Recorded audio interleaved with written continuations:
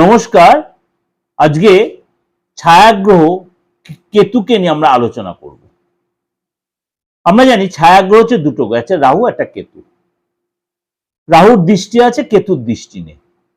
কিন্তু কেতু এই মুহূর্তে বসে আছে আপনার সিংহ রাশিতে। কেতু এই মুহূর্তে বসে আছে সিংহ রাশিতে। এবার নবগ্রহের মধ্যে কিন্তু এই কেতুকেও আমরা ধরি।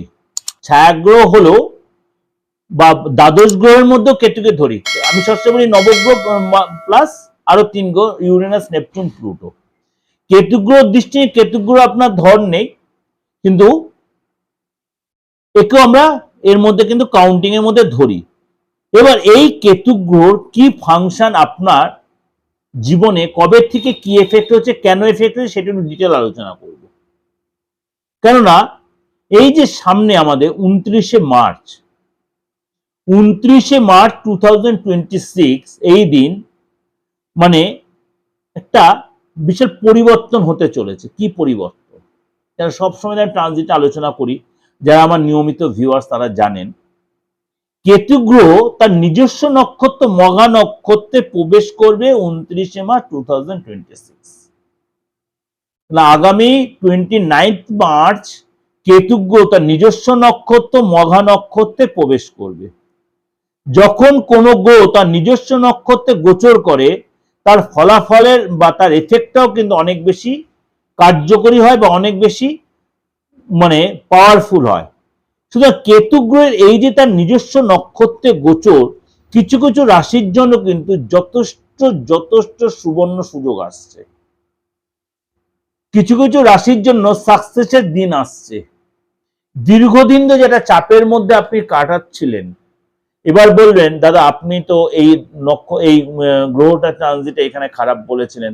আমি একটা কথা বলছি, যখন কোনো গ্রহ ট্রানজিটে খারাপটা বলেছি ততটা খারাপ হবে না তখন যখন আরেকটা নক্ষত্র বা আরেকটা গ্রহ ট্রানজিটে যখন ভালোটা বলছি, তখন এটা প্যাক্ট হয়ে যায়, তখন খারাপের প্রভাবটা কমে গিয়ে ভালোর প্রভাবটা তখন বেড়ে গিয়ে সম এসে যায়। এত যদি খারাপ হয়ে যাবে তাহলে আমাদের পৃথিবীতে ধ্বংস হয়ে যেত। এই যে মঙ্গল রাহু জুতি আমি আগের দিন আলোচনা করলাম, সেই সিচুয়েশন যে আপনার নিজেরা দেখেন বিশ্ব সংসারে, বিশ্ব পরিবেশে কি পরিস্থিতিটা চলছে। সবার মধ্যে একটা কৃত্রিম ভাব এসে যাচ্ছে। যে কৃত্রিম ভাব কি? হাহাকার, কৃত্রিম হাহাকার। কিন্তু এতটা হাহাকার না করলেও চলে। কিন্তু লোকের মধ্যে একটা কালোবাজারি ভয় বা কালোবাজি করার মেন্টালিটি এসে যাচ্ছে। কারোর মধ্যে ভয়, কারোর মধ্যে করার মেন্টালিটি। এটা হাসছে, কিছু মনে করবেন না। কারণ প্রত্যেকে আমরা কিছু না কিছু সময় নেগেটিভ সিচুয়েশনটা যে আসে, কেউ কেউ সেটা অসৎ ব্যবহার করে, কেউ সৎ ব্যবহার করে ফেলে। আমি বারবার বলছি সমাজ সঙ্গে সব ধরনের লোকই আছে। কিন্তু সুতরাং এই যে কেতু মঘা নক্ষত্র ট্রানজিট, সেই যে খারাপ প্রভাব, এই যে রাহু যখন মঙ্গল এসে মঙ্গল অস্ত গিয়ে রয়েছে এই মুহূর্তে, শনি অস্ত যাবে, বুধ এখন অস্ত অবস্থায় রয়েছে, আবার কিছুদিন পর আপনার পজিটিভ হবে অর্থাৎ উদয় হবে, সেটা প্রোগ্রাম দিয়েছে আপনি 18 তারিখ থেকে। সুতরাং এই যে রাশির কিছু কিছু রাশির জন্য তার কিন্তু একটা পজিটিভ প্রভাব বিস্তার করবে। মকর রাশি, মকর রাশির জন্য এই কেতুর এই সিচুয়েশন আপনাকে শৃঙ্খলা পরায়ণ করবে, গম্ভীরতা দেবে, লোকের কাছে মান সম্মান বৃদ্ধি হবে। এসে কিন্তু আপনাকে এতটাই আপনি দক্ষ হবেন কাজের জায়গায়, আপনি লোকের কাছে যথেষ্ট প্রশংসনীয় হবেন। আপনার মধ্যে গাম্ভীর্যতা আসবে। যারা আপনাকে ইগনোর করছে তাদের কাছে সম্মান পাবেন। অফিস পলিটিক্স বা ব্যবসায় যেসব স্টাফের আপনাকে চাপে রাখার চেয়েছে, তারা আবার আপনার কাছে নত হবে। অফিস পলিটিক্সের যারা সেখান থেকে আপনি বেরিয়ে আসেন, কিন্তু তারাও আপনাকে নত হবে। আপনি নিজে কোনো গুপ্ত কাজে জড়িত হবেন। কিন্তু আপনাকে রিকোয়েস্ট করব মকর রাশি লোকেরা, লোভের পরে কোনো নেগেটিভ কাজে জয়েন করবেন, তাহলে কিন্তু পরে ফেসেও যেতে পারেন।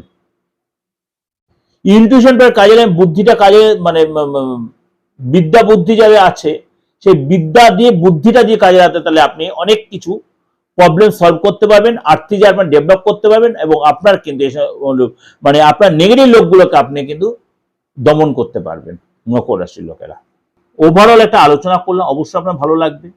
অবশ্যই লাইক করবেন, শেয়ার করবেন, যোগাযোগ করতে হলে অবশ্যই ফোন করবেন। আর যাদের ডেট অফ বার্থ নেই, বারবার আমাকে হোয়াটসঅ্যাপ মেসেজ করছেন ডেট অফ বার্থ নেই, তাদের কি হয়েছে, আপনি এই ধর্মের মানুষ ওই ধর্মের, আমাকে ধর্ম নিয়ে জাতপাতে এসে বিচার আমি করি না, কারোই করা উচিত না, কারণ আমি 12 আমাদের ভারতবর্ষের সেকুলারিজম স্টেট। সুতরাং আপনি যে ধর্মীয় আপনি কিন্তু আসতেই পারেন, যে বয়সেও আপনার ডেট অফ বার্থ থাকুক নাই থাকুক, আপনি হাতের রেখাটা হাতটা দেখে খুব ক্লিয়ার করে আপনি ছবিটা তুলে, আপনার অ্যান্ড্রয়েড ফোন আছে, আপনি ছবি তুলে পাঠিয়ে আপনি দেখুন বিচার কথা। কিন্তু যে বিচারই করেন, আমি ফেসটা রিড করি, আপনি যদি কারেন্ট আপনার ছবিটা তুলে সেলফি তুলে পাঠাতে পারেন, সেই বিচার কিন্তু যাই করবেন সবকটাই কিন্তু আপনার ফিস দিয়ে বা রেমুনারেশন দিয়ে।